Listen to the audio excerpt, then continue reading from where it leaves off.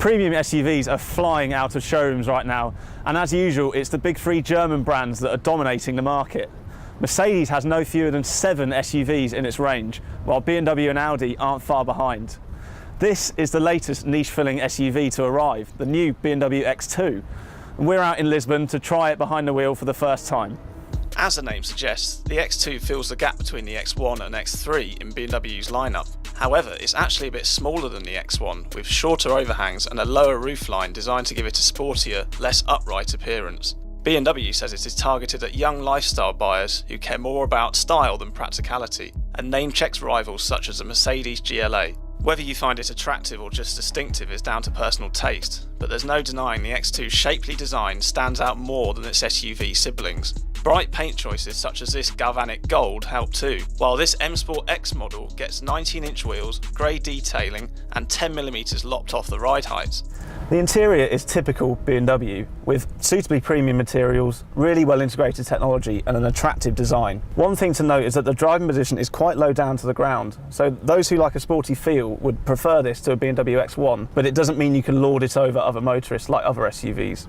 The X2 features BMW's latest infotainment system, which in top spec models uses a touchscreen display as well as the usual rotary dial control between the front seats. It's really slick and easy to use, plus it comes with a variety of online services and smartphone app features. A Wi-Fi hotspot and a head-up display are on the options list, as is Apple CarPlay, but oddly there's no Android Auto connectivity yet. There is a space compromise to be had back here due to the sloping roof, but it's actually not bad overall. That seat is set to my driving position. I'm 6'2", and it's only just brushing the back of the seat.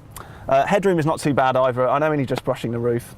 The 470-litre boot is 35 litres down on the X1, which isn't a big sacrifice, but the high load lip makes lifting things in and out a bit trickier. Overall, it's more spacious than the Mercedes GLA, and still pretty usable, but a BMW X1 is a better choice for families.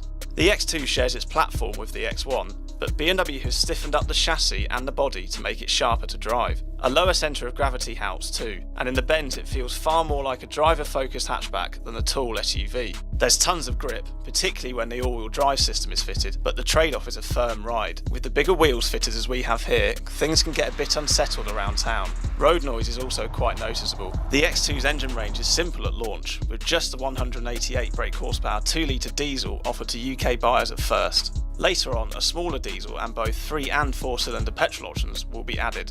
The top spec diesel we tried offers strong performance, decent fuel economy and it's pretty refined, but we reckon one of the petrols would be better suited to the X2's sporty feel. In this fashion-focused end of the market, the new BMW X2 is a great addition to the range. It's good to drive, the interior is a really nice place to sit, and it doesn't compromise on practicality too much for its looks. We could see why the BMW X1 would be a better all-rounder for most, but for sheer desirability, the new X2 is hard to beat.